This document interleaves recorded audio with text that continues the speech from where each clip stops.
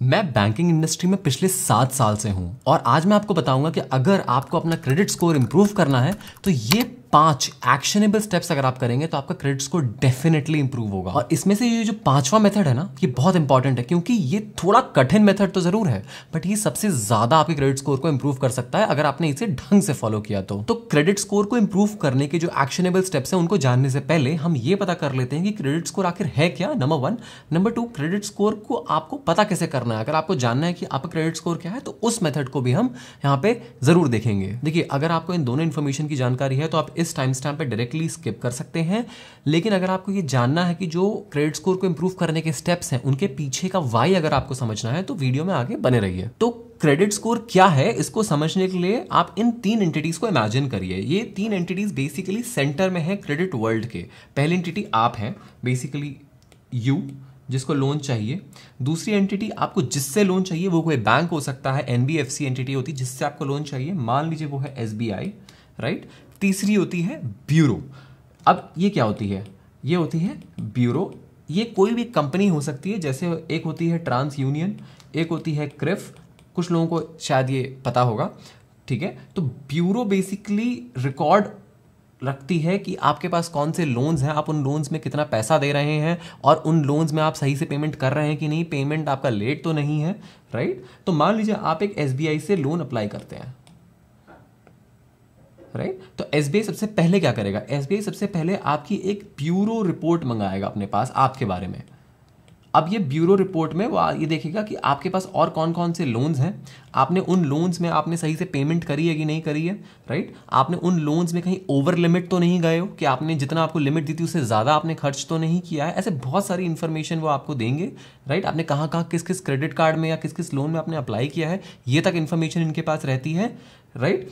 अगर एसबीआई आपकी bureau report देखता है और आपका लोन अप्रूव करता है तो आपको लोन दे दिया जाएगा। उसके बाद एसबीआई एक काम और करेगा, वो ये है कि वो हर महीने, लगभग हर महीने, आप जो एसबीआई ने आपको लोन दिया है उसकी रिपोर्ट्स वो ब्यूरो को, टीयू को वापस भेजेगा। तो वो वापस ब्यूरो को रिपोर्ट्स भेजेगा। इसको बोलते हैं मंथली ब्यूरो रिपोर्टिंग।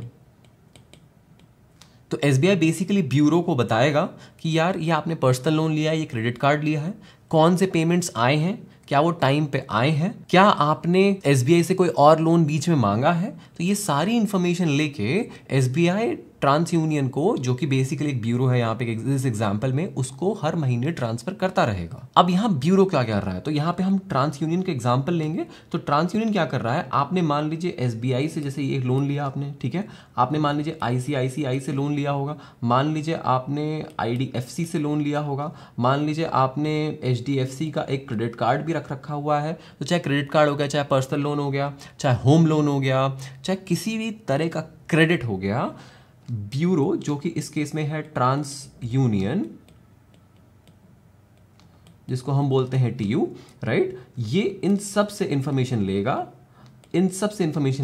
और इन सारी इंफॉर्मेशन को बेसिकली एक मॉडल से निकालेगा।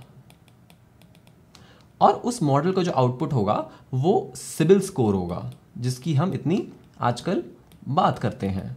तो सिबिल स्कोर जो होगा वो कुछ नहीं होगा, वो बेसिकली एक नंबर है जो ये दिखाता है कि आप कितने रिस्की कस्टमर हो, ठीक है। तो सबसे पहले जान लेते हैं सिबिल स्कोर जो है वो 300 से 900 वेरी करता है।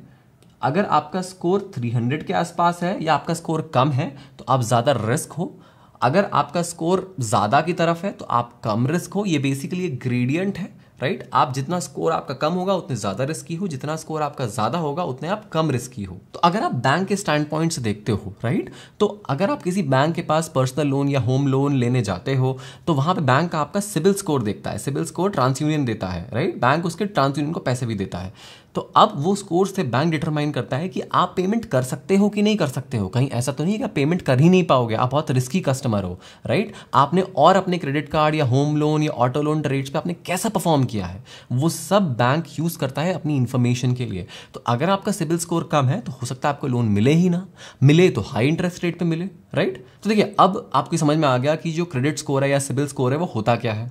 तो अब जानते हैं कि आप सिबिल स्कोर अपना पता कैसे कर सकते हैं। तो बहुत तरीके अपने सिबिल स्कोर को पता करने के सबसे ईजी तरीका है गूगल पे के थ्रू। आप क्रेड ऐप के थ्रू पता कर सकते हैं, आप अपने बैंक की वेबसाइट ऐप के थ्रू पता कर सकते हैं, बट गूगल पे और क्रेड ऐप में भी दोनों में फ्री में आप अपना क्रेडिट स्कोर पता कर सकते हैं। तो आइए चलते हैं गूगल पे पे। तो हमने अपना गूगल पे ऐप खोल लिया है। इसमें हम नीचे जाएंगे, नीचे नीचे नीचे नीचे नीचे नीचे, जहाँ पे आता है मैनेज योर मनी, यहाँ पे एक ऑप्शन लिख के आएगा check your CIBIL score for free.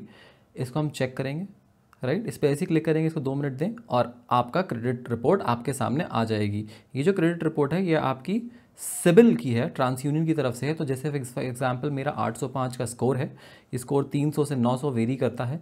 कोई लेट पेमेंट नहीं है, कोई ओवर स्पेंडिंग नहीं है, राइट। कोई न्यू एप्लीकेशंस भी मेरी तरफ से नहीं आई है।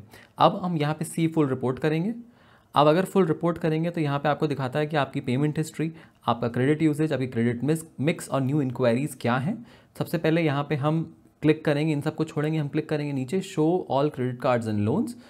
तो जैसे ही इसको हम दबाएंगे हमको सारे अपने क्रेडिट कार्ड्स मिल जाएंगे जो एक्टिव है, और ऊपर जो क्लोज का भी एक टैब बना हुआ है, राइट। तो एक्टिव में आते हैं, जैसे मेरे पास HDFC का क्रेडिट कार्ड है, इसमें 10 लाख की फॉर एग्जांपल लिमिट है, और इसमें आपको सब जहाँ जहाँ टिक है आपके जिस जिस मंथ में, यानी यहाँ पे आपका बिल्कुल करेक्ट पेमेंट आपने पे कर दिया है पूरा, कोई भी डिफ़ॉल्ट नहीं है, राइट। अब हम पीछे जाते हैं, तो मेरे पास 4 क्रेडिट कार्ड्स हैं करेंटली, उनकी लिमिट्स दी हुई है, और हर के अंदर मैं जाके बेसिकली अपने पेमेंट हिस्ट्री चेक कर सकता हूँ। तो मेरा कहीं पे भी डिफ़ॉल्ट नहीं है, करेक्ट।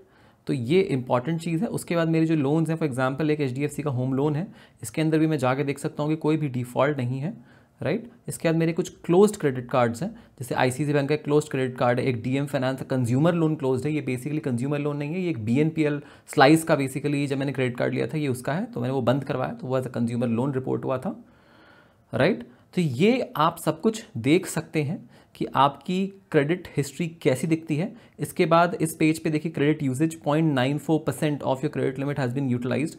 मेरी टोटल क्रेडिट लिमिट 30 लाख की बता रहा है, ये टोटल क्रेडिट यूटिलाइजेशन बता रहा है, total balance by total credit limit, but her credit limit के अगेंस्ट इसकी एक इंडिविजुअल क्रेडिट यूटिलाइजेशन भी है। अभी खैर शायद मैंने सारे बिल्स पे कर दिए हैं, इसकी वजह से जो मेरा क्रेडिट यूटिलाइजेशन है वो काफ़ी कम आ रहा है। इसके अलावा क्रेडिट मिक्स कुछ नहीं होता है कि आपके पास कितने तरह के लोन है, राइट। फॉर एग्जांपल जैसे कुछ क्रेडिट कार्ड्स हो गए मेरे पास, है ना, और एक होम लोन हो गया, तो ये मेरा क्रेडिट मिक्स है, क्योंकि अलग अलग तरह के लोन है इसलिए मेरा क्रेडिट मिक्स एक्सेलेंट दिखा रहा है, राइट। इसके अलावा न्यू इंक्वायरीज बेसिकली मतलब कुछ नहीं होता है कि अगर आप किसी भी क्रेडिट कार्ड के लिए अप्लाई करते हो वो एज ए इंक्वायरी काउंट होता है। इसके बारे में आगे भी हम काफ़ी बात करने वाले हैं। तो अब आपको पता चल गया है कि आपका क्रेडिट स्कोर क्या है। अगर आपको जानना है कि आपका क्रेडिट स्कोर ज़्यादा है या कम है, तो ये टेबल है जो जनरली क्रिफ की वेबसाइट पे दिया गया था, इससे आप पता कर सकते हैं कि आपका क्रेडिट स्कोर ज़्यादा है या कम है या मीडियम है, व्हाटएवर। एनीवेज, क्रेडिट स्कोर आपका कुछ भी हो, अगर आपका क्रेडिट स्कोर कम है तो उसको बढ़ाना कैसे, अब वो जानते हैं। अगर आपका क्रेडिट स्कोर ज़्यादा है उसको मेंटेन कैसे करना है वो भी जानते हैं, राइट। तो इन 5 एक्शनेबल स्टेप्स की हम बात करेंगे, इन 5 रीजंस की हम बात करेंगे जिससे क्रेडिट स्कोर सबसे ज़्यादा आपका इंपैक्ट होता है। यहाँ पे हम सबसे पहले एक्शनेबल स्टेप की बात करते हैं, वो है पेमेंट ड्यू। सो यहाँ पे अगर आपके पास कुछ भी लोन्स हैं, होम लोन हो गया, ऑटो लोन हो गया, पर्सनल लोन हो गया, गोल्ड लोन हो गया, किसी भी तरह के लोन्स हैं, सबसे पहले उन लोन्स की जितनी भी पेमेंट होती है वो हर महीने आपको देने हैं, इसमें कोई दो राय नहीं है, वो आपको देने होंगे। जहाँ पे क्रेडिट कार्ड्स की बात आती है, यहाँ पे पेमेंट करने का मतलब थोड़ा सा अलग होता है। जो आपका बिल बनता है, मान लीजिए आपकी 1 लाख रुपए की क्रेडिट लिमिट है, उसमें आपका 50,000 रुपए का आपका बिल बना है, तो अगर आप देखेंगे अपने क्रेडिट कार्ड बिल में आपका ड्यू तो 50,000 होगा, लेकिन आपका एक मिन ड्यू भी होगा जो शायद 2,500-3,000 रुपए के आसपास हो। तो अगर आप ये 3,000 मिन ड्यू भी दे देते हैं तो ऐसा माना जाएगा कि आपने पेमेंट कर दी, इसमें डिफ़ॉल्ट आपका गिना नहीं जाएगा। ये एक इंपॉर्टेंट पॉइंट है। तो अगर आप स्ट्रेस में हैं, जहां पे आपको लग रहा है कि मैं पेमेंट कर पाऊंगा कि नहीं कर पाऊंगा, जस्ट मैं आपको बता रहा हूं, ऑल्दो पूरा पेमेंट करना चाहिए because interest rates on credit card are very high, it's 35% plus on every credit card. लेकिन तब भी मैं बता रहा हूं कि अगर आप क्रेडिट कार्ड में वो मिन ड्यू भी पेमेंट कर देंगे तो वो आपके सिविल स्कोर को नेगेटिवली इंपैक्ट नहीं करेगा। लोन में पेमेंट नहीं करेंगे, लोन में कोई मिन ड्यू नहीं होता है, जो आपके पर्सनल लोन, होम लोन्स होते हैं तो उसमें आपको पूरा पे करना है। लेकिन क्रेडिट कार्ड जब आता है तो आप मिन ड्यू पे करेंगे। From a credit score standpoint, from a civil score standpoint, वो नेगेटिव इंपैक्ट नहीं करेगा। अब दूसरे एक्शनेबल स्टेप पे आते हैं, वो है credit utilization. Credit utilization generally आपके क्रेडिट कार्ड्स के लिए वैलिड है। तो मान लीजिए आपके पास जितने भी क्रेडिट कार्ड्स हैं उन पे जो आपका क्रेडिट कार्ड का जो यूटिलाइजेशन है, मतलब आपका जो क्रेडिट कार्ड बैलेंस है डिवाइडेड बाय आपकी जो क्रेडिट कार्ड लाइन है, वो आपको कम रखनी है। कितनी कम रखनी है? ऐसा बोला जाता है कि ये आपको लेस देन 30% रखनी है। तो आपकी 1 लाख की लाइन है तो आपको 30,000 से कम उस पर बैलेंस रखना है। एक चीज ये हो गई, ठीक है। अगर मैं आपको फर्स्ट एक्शनेबल स्टेप की बात करूं, जिसमें मैंने आपको बोला था कि आप मिंड्यू पे के भी करके भी आप काम चला सकते हो अगर आपको अपना सिबिल स्कोर नहीं बिगाड़ना है। तो मिंड्यू में एक दिक्कत ये है कि आपका अगर 50,000 का बिल बना है और आप 3,000 पे करते हो तो आपका यूटिलाइजेशन कम नहीं होगा, 47% होगा 50% से, करेक्ट। तो यहाँ पे आपको ये ध्यान रखने वाली बात है कि अगर आप मिंड्यू पे कर रहे हो तो आपको अपनी स्पेंडिंग नीड्स को कंट्रोल करना पड़ेगा, करेक्ट। मैं फिर से बता रहा हूँ, मिंड्यू पे नहीं करना चाहिए, सब पूरा पे करना चाहिए, बिकॉज इंटरेस्ट रेट्स बहुत ज़्यादा हैं। बट इन केस अगर आप सिबिल स्कोर के स्टैंड पॉइंट से पूछ रहे हो तो मैं आपको बता रहा हूँ, ठीक है। तो मिंड्यू आपने पे कर लिया, यूटिलाइजेशन को आपको कम रखना है, लेस देन 30%। अब आपके पास अगर 5 क्रेडिट कार्ड है, राइट, और हर क्रेडिट कार्ड की लिमिट 1 लाख रुपए है, तो टोटल लिमिट 5 लाख रुपए हुई, करेक्ट। तो इसमें आपको 5 लाख पे 30% विच इज 1.5 लाख रुपए, आपको 1.5 लाख रुपए से कम रखना है, या फिर हर 1 लाख पे 30,000, हर 1 लाख के क्रेडिट कार्ड पे आपको 30,000 से कम रखना है। तो यहाँ पे आपको हर 1 लाख वाले जो क्रेडिट कार्ड की जो लिमिट है, हर कार्ड पे आपको 30% से कम यूटिलाइजेशन रखना है। ये एक थोड़ा मिसकंसेप्शन है कि सिर्फ टोटल यूटिलाइजेशन आपको काम आता है, इंडिविजुअल यूटिलाइजेशन काम नहीं आता है, ऐसा नहीं है। तो आपको हर कार्ड पे 30% से कम यूटिलाइजेशन रखने की कोशिश करनी है। थोड़ा बहुत ऊपर नीचे हो सकता है, कोई दिक्कत नहीं है, बट अगर आप एक कम सिबिल स्कोर से आप स्टार्ट कर रहे हो तो इट्स मच बेटर कि आप लेस देन 30% रखो यूटिलाइजेशन, राइट। अब नेक्स्ट एक्शनेबल स्टेप पे जाते हैं, वो है डोंट गो ओवर लिमिट। और ये जो तीसरा एक्शनेबल स्टेप है, ये एक्चुअली इससे पहले वाला जो एक्शनेबल स्टेप है, जहां पे मैंने बोला था क्रेडिट यूटिलाइजेशन को आपका 30% से कम रखना है, उससे भी टाई करता है। तो यहाँ 2 चीजें हैं, ठीक है। पहला, जब आप ओवर लिमिट जाते हो किसी क्रेडिट कार्ड पे, राइट, तो आपका जो यूटिलाइजेशन है वो 100% से ऊपर चला जाता है। ओवर लिमिट मतलब 1 लाख की लिमिट है, आपने 1,10,000 स्पेंड कर दिए, तो यूटिलाइजेशन 110% हो जाएगा, राइट। अब ये 110% जैसे ही आपका होगा, आपका क्रेडिट स्कोर गिरेगा, 30-40 पॉइंट्स गिर सकता है आराम से, ठीक है। देखिए, वैसे अगर आपका क्रेडिट स्कोर ज़्यादा है, गिर जाता है, कोई बात नहीं, आप उसको अगले महीने आप सही कर लो यूटिलाइजेशन, आपका क्रेडिट स्कोर वापस सही हो जाएगा। लेकिन अगर आपका कम क्रेडिट स्कोर है तो आप ये इंश्योर आपको करना है कि आप ओवर लिमिट ना जाएं। कम क्रेडिट स्कोर और ओवर लिमिट, आपको बहुत तकलीफ होगी लोन मिलने में आगे। और हाई यूटिलाइजेशन के साथ साथ द फैक्ट कि आप ओवर लिमिट गए हो, ये जो भी लेंडर्स हैं उनके लिए एक नेगेटिव रेड फ्लैग हो जाता है। तो अब नेक्स्ट एक्शनेबल स्टेप पे चलते हैं, वो है control your credit inquiries. What are credit inquiries? तो देखिए, क्रेडिट इंक्वायरीज 2 टाइप की होती हैं। अब क्या कंट्रोल करना उसको समझने के लिए ये समझ लेते हैं क्रेडिट इंक्वायरी होती क्या है। क्रेडिट इंक्वायरी 2 टाइप की होती है, एक होती है सॉफ्ट इंक्वायरी, एक होती है हार्ड इंक्वायरी। तो जैसे ही अभी मैंने गूगल पे के थ्रू सिबिल स्कोर देखा, इसको बोलते हैं सॉफ्ट इंक्वायरी। सॉफ्ट इंक्वायरी वो होती है जो आपकी खुद की अवेयरनेस के लिए आप अपना क्रेडिट स्कोर पुल करते हो, ठीक है, उसको बोलते हैं सॉफ्ट इंक्वायरी। इसमें कोई प्रॉब्लम नहीं है, आप दिन में 10 बार पुल करें, महीने में 100 बार पुल करें, कोई प्रॉब्लम नहीं है। बट एक होती है हार्ड इंक्वायरी। वो क्या होती है? जब आप किसी जगह लोन अप्लाई करते हो, क्रेडिट कार्ड अप्लाई करते हो, राइट, तो आपको याद है मैंने बताया था क्रेडिट स्कोर होता क्या है। उसमें मैंने बताया था अगर आप एसबीआई में लोन अप्लाई करते हो तो एसबीआई आपकी क्रेडिट स्कोर मंगाता है ट्रांस यूनियन से, इसको बोलते हैं हार्ड इंक्वायरी। तो जब भी कोई इंस्टीट्यूशन आपके बिहाफ पे क्रेडिट स्कोर मंगाता है for the purpose of giving you credit, अब पर्पस अवेयरनेस नहीं है, अब पर्पस लोन देना है, वो जो क्रेडिट इंक्वायरी होती है वो हार्ड इंक्वायरी होती है, राइट। और डिफरेंस यही है कि हार्ड इंक्वायरी आपको अपने रिपोर्ट पे दिखती है कि भाई इस बंदे ने ना पिछले 3 महीने में 3 हार्ड इंक्वायरी करी है, मतलब इन्होंने 3 जगह लोन मांगने की कोशिश करी, मिला नहीं मिला, हो सकता है तीनों जगह मिला हो सकता है एक भी जगह ना मिला हो, करेक्ट। तो आप खुद ही सोचो, अगर एक बैंक देखता है कि आपने पिछले 6 महीने में 10 इंक्वायरी करी है, आप 10-10 जगह जाके अपना लोन ढूंढना चाहते हो, मांगना चाहते हो, तो वो फेवरेबल है क्या? बिल्कुल फेवरेबल नहीं है, क्योंकि वो दिखाता है कि आपको बहुत ही नीड है क्रेडिट की, और जब नीड ज़्यादा है इसका मतलब आप रिस्की कस्टमर हो। सिमिलरली जो सिबिल स्कोर होता है वो भी इस चीज़ का ध्यान रखता है। अगर आप बहुत जगह अब क्रेडिट इंक्वायरी करोगे कि मुझे लोन दे दो, मुझे लोन दे दो, मुझे लोन दे दो शॉर्ट टाइम फ्रेम में, तो फिर ये एक रेड फ्लैग होता है और इससे आपका सिबिल स्कोर इंपैक्ट हो सकता है। इस बात का बिल्कुल ध्यान रखें। तो मैं आपको ये नहीं बोल रहा हूँ कि लोन मांगना बंद कर दें, क्रेडिट इंक्वायरी बंद कर दें, अगर ज़रूरत है तो बिल्कुल कोई दिक्कत नहीं है, लेकिन उसको थोड़ा गैप देके करें। ऐसा नहीं कि एक ही महीने सारे कर दिए, ठीक है, 3 महीने में 1 या 2 क्रेडिट इंक्वायरी से ज़्यादा ना हो, ये आप इंश्योर करें। अब आते हैं 5वें एक्शनेबल स्टेप पे। ये स्टेप है open a secured loan. 1 second, कोई भी क्वेश्चन आने से पहले ये समझिए सिक्योर्ड लोन होता क्या है, और जो मैं डेफिनेशन आपकी इसको दूंगा उससे आपको समझ में आएगा ये स्टेप करना सबसे कठिन है, लेकिन ये अगर आपने किया तो इससे आपका क्रेडिट स्कोर या फिर सिविल स्कोर सबसे अच्छा इंपैक्ट होगा। तो सबसे पहले जानते हैं सिक्योर्ड लोन होता क्या है। सिक्योर्ड लोन वो लोन होता है जिसके अगेंस्ट एक कोलैटरल होता है, मतलब अगर आपने वहां डिफॉल्ट किया तो बैंक आपका कोलैटरल ले सकता है। एग्जाम्पल, होम लोन एक सिक्योर्ड लोन है। अब आप बोलेंगे हर कोई होम लोन तो ले नहीं सकता, बिल्कुल सही बात है, रुकिए मैं बताता हूं आपको कैसे होगा ये।